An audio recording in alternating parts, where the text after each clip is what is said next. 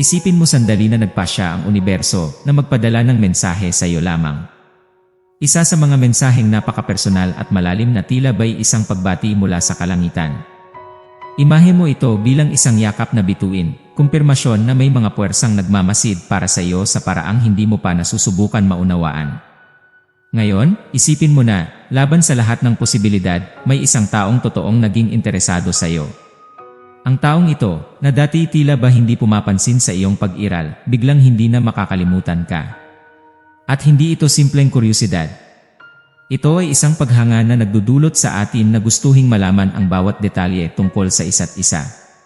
Ang mga anghel ay bumubulong na ang iyong pag-iral ay may malaking epekto sa mga taong nasa paligid mo, madalas nang hindi mo napapansin. Ikaw ay itinuturing na parang isang ilaw ng pag-asa at inspirasyon, isang taong, sa pagiging sino ka man, ay nagbibigay liwanag sa buhay ng mga kasama mo. Ang pagpapahalaga sa iyong pag-iral ay nagdadala ng dalang wagas na pag-ibig at isang walang hanggang karunungan. Ang mga anghel, ang mga gabay na nagbibigay ilaw, ay binibigyang diin ang kritikal na papel na ginagampanan mo sa malaking likhang buhay. Ang iyong pag-iral ay isang regalo, at ang epekto na iyong iniwan sa buhay ng iba ay napakalaki. Ito ay isang malakas na paalala na ang iyong potensyal na magkaroon ng pagbabago ay napakalaking bagay. Ngunit ano ang nagtuturo sa iyo na maging isang espesyal na tao? Paano mo maipagpapatuloy na maging ilaw para sa iba? At, higit sa lahat, paano mo maaring maging malinaw ang iyong sariling katotohanan? Ang mga tanong na ito ay hindi simpleng mga tanong, ito ay diretsong tumatama sa kalooban ng iyong pagkatao, tinatanong ang epekto na iyong iniwan sa mundo. Sa pagmumuni-muni nito, unti-unti mo nang nakikita ang iyong sarili sa isang bagong ilaw, na pagtanto ang ganda at lakas na nagmumula sa loob mo. Ang mga anghel ay narito, hinihikayat ka na magbukas ng iyong mata at puso sa mga mensahe na sinusubukan ng universo na ipadala sa iyo. Nais nilang maalala mo ang iyong halaga, ang iyong kakayahan na magbigay liwanag, at ang walang hanggang pag-ibig na mayroon ang universo para sa iyo. Dumating na ang oras upang kilalanin ang kahangahangang tao na ikaw ay, at maunawaan mong, sa iyong paglalakbay, hindi ka kailanman nag-iisa. Naisip mo na ba ang epekto ng isang bato na ibinato sa isang payapang lawa? Sa paglandi nito sa tubig, ito ay lumilikha ng mga alon na kumakalat sa lahat ng dako, umaabot sa mga malalayong lugar at nagbabago ng lahat sa kanilang daan. Ito ay isang magandang paraan ng pag-visualize sa epekto na iyong iniwan sa mga tao sa paligid mo. Ang iyong epekto ay malawak at malalim, binabago ang kapaligiran sa iyong paligid ng paraang maaaring mo hindi naiisip. Ang kakayahang mag-inspire ng pagbabago sa pamamagitan ng simpleng pagiging sino ka ay nagpapakita kung gaano karaming kapangyarihan ang nasa loob mo. Maaaring ito ay isang ngiti, isang mabait na salita, o simpleng ang iyong pag-iral lamang. Ikaw ay nangunguna sa buhay ng mga tao nang hindi mo namamalayan, nagdudulot ng mga subtil, ngunit malalim na pagbabago. Gayunpaman, may isa na lalo pang naapektuhan ng iyong liwanag ng isang kakaibang paraan. Nahikayat ng kanyang walang humpay na pagtataka, ang taong ito ay laging naghahanap ng higit pang impormasyon tungkol sa iyo. Tulad ng tunay na detective, siya ay naglubog sa pagsusuri ng mga palatandaan, nakipag-usap sa mga tao sa iyong paligid, at sinubukang malutas ang misteryo na ikaw ay. Ang layunin niya ay simple, ngunit komplikado, maunawaan ang kahalagahan ng iyong pagkatao.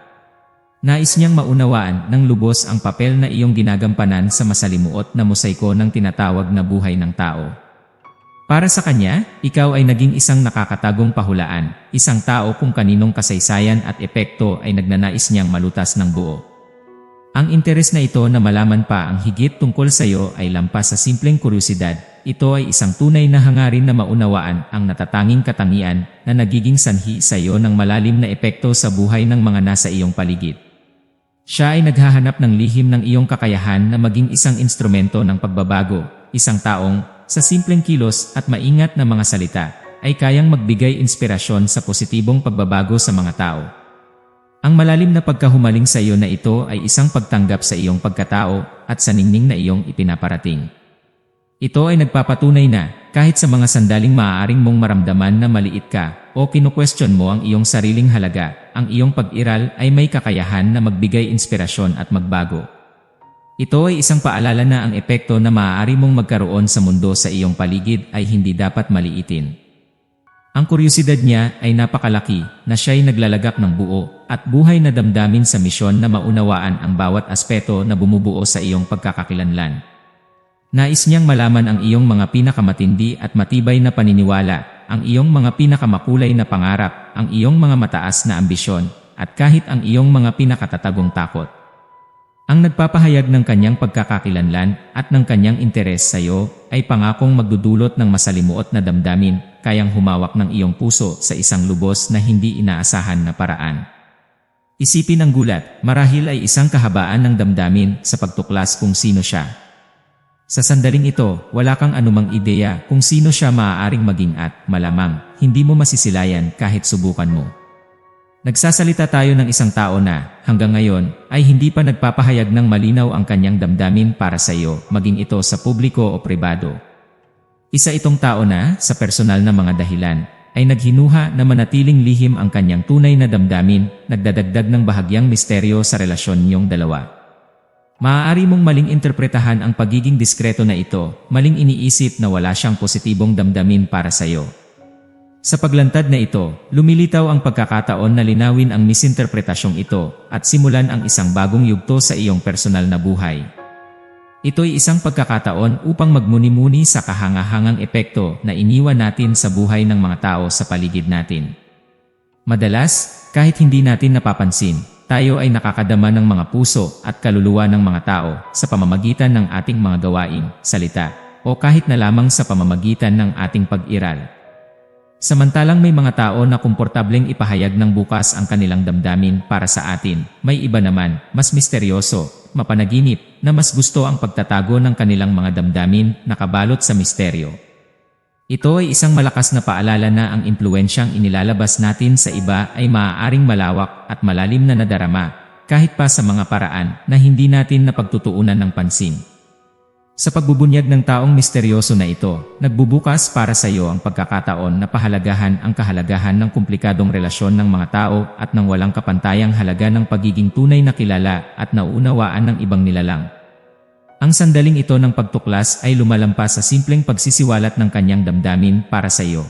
Ito rin ay nagbubukas para sa mas malalim na pangunawa kung paano nabubuo at nag-evolve ang mga koneksyon ng mga tao, kadalasan sa mga paraan na hindi natin naiisip. Ang kakayahan na maunawaan ang tunay na nararamdaman ng mga tao sa ating paligid, lalo na ng mga taong pumipili na itago ang kanilang damdamin sa ilalim ng isang tabing ng kahinaan, ay nangangailangan ng kahusayan at matindi na pangunawa.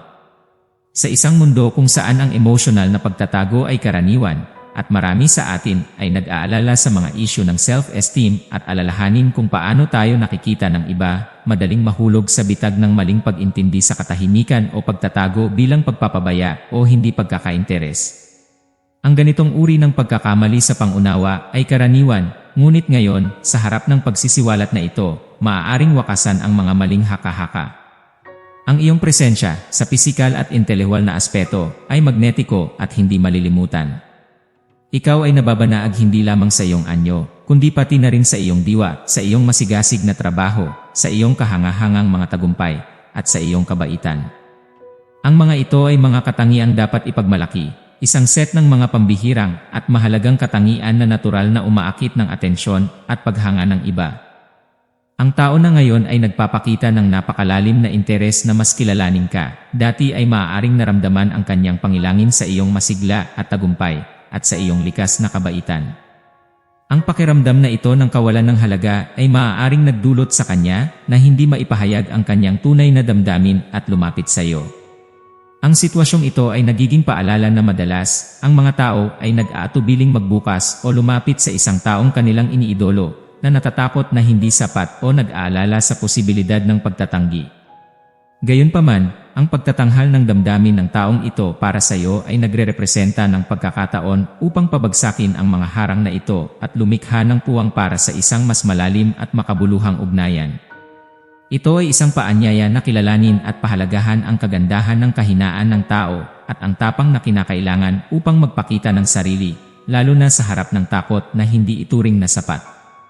Ang kahonestuhan at kahayupan ay bumubuo ng pundasyon ng lahat ng tunay na relasyon sa isang ideal na mundo kung saan ang bawat isa ay hinihikayat na ibahagi ang kanilang tunay na esensya ng walang takot. Ang ganitong ugali, kung minsan ay tila kakaiba o hindi komportable sa iyong presensya, ay maaaring makita ngayon sa isang bagong perspektiba. Ito'y naglalarawan ng isang paghanga na, bagaman hindi ipinahayag ng bukas noon, ay palaging naroroon, kumikislap sa puso ng taong ito. Ngayon, sa harap ng bagong pangunawa na ito, nagbubukas ang pagkakataon upang itayo ang isang relasyon na batay sa liwanag at katotohanan.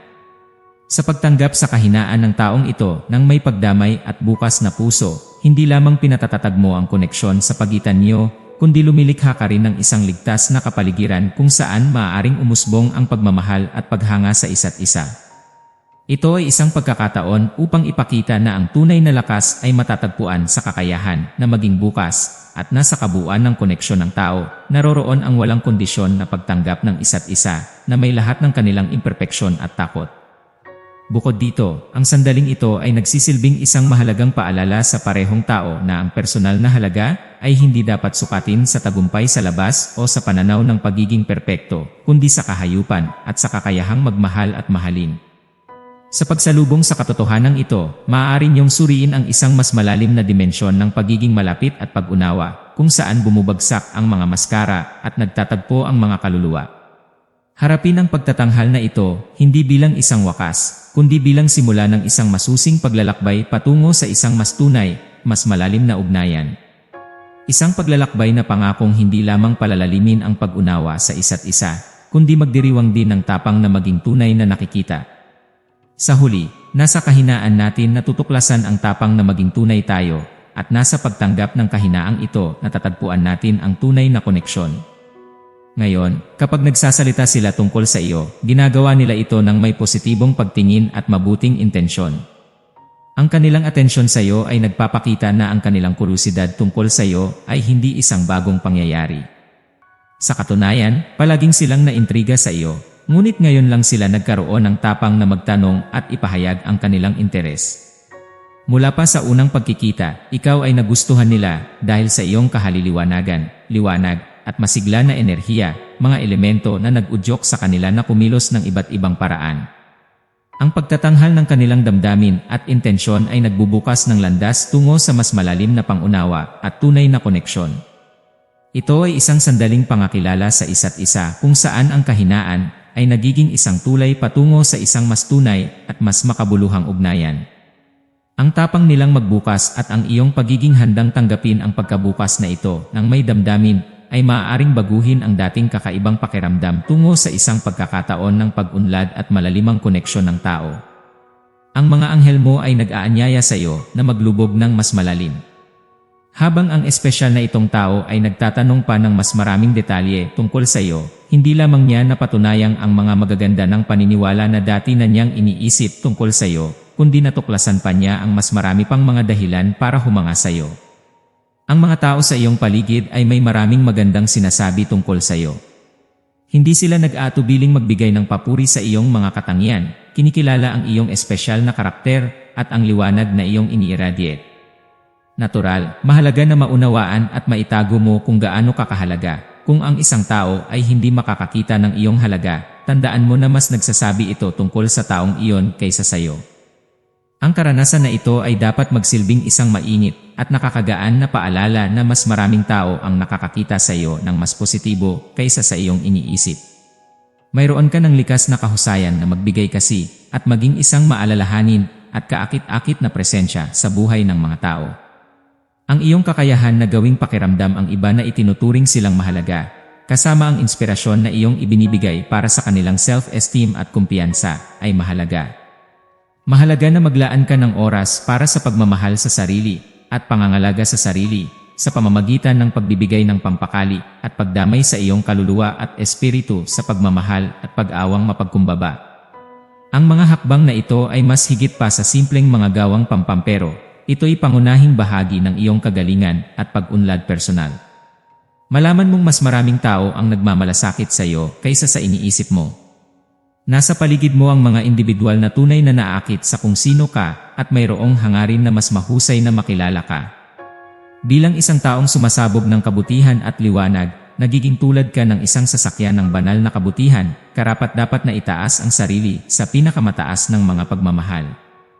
Ang paglaan ng oras sa pagmamahal sa sarili at pangangalaga sa sarili ay hindi lamang isang paraan ng pagtrato sa sarili ng may kagandahang asal, kundi rin isang paraan ng pagsigla sa liwanag na nasa iyong kalooban na natural mong ibinabahagi sa mundo. Sa pamamagitan ng pagsusustento sa iyong pagkatao, hindi mo lamang pinabuti ang iyong sariling buhay, kundi pinaigting mo rin ang iyong kakayahang magkaroon ng positibong epekto sa buhay ng iba. Ito ay isang mabuting siklo ng pagbibigay at pagtanggap ng pag-ibig, kung saan ang pag-aalaga sa sarili ay nagbibigay daan para mas mapaglingkuran mo ang iba. Kaya't harapin ang paglalakbay na ito ng self-discovery at self-care bilang isang mahalagang misyon, hindi lamang para sa iyong personal na pag-unlad, kundi pati na rin bilang isang paraan upang palakasin ang mga ugnayan na mayroon ka sa mga tao sa iyong paligid. Sa pagtanggap at pagyakap sa pagmamahal at pagtingin na mayroon ang iba para sa iyo, binubuksan mo ang iyong sarili sa isang mas masaganang at nakakatagong buhay na puno ng pag-ibig, pag-unawa at masalimuot na koneksyon ng tao. Tandaan mo na bawat hakbang na iyong tinatahak patungo sa pagmamahal sa sarili at pag-aalaga sa sarili ay hindi lamang nagpapataas ng iyong espiritu, kundi nagiging parola ka rin para sa iba na maaaring naghahanap ng inspirasyon para sa kanilang sariling paglalakbay ng personal na paglago. Ikaw, sa iyong pag-iral at mga aksyon, ay naging isang buhay na halimbawa ng kapangyarihan ng pagbabago mula sa pag-ibig at kabaitan, pareho para sa iyong sarili at para sa mundo sa paligid mo. Ito'y isang paglalakbay ng self-discovery at koneksyon sa banal, isang landas na nagdadala sa iyo sa pag-akala sa iyong sariling kabanalan. Ikaw nga ay, sa katunayan, isang salamin ng kabanalan na ito, isang buhay na halimbawa ng pag-ibig at kabaitan na nasa aksyon. Bilang isang nilalang ng liwanag, ang iyong pag-iral ay isang bukal ng pag-asa at inspirasyon para sa mga nasa paligid mo.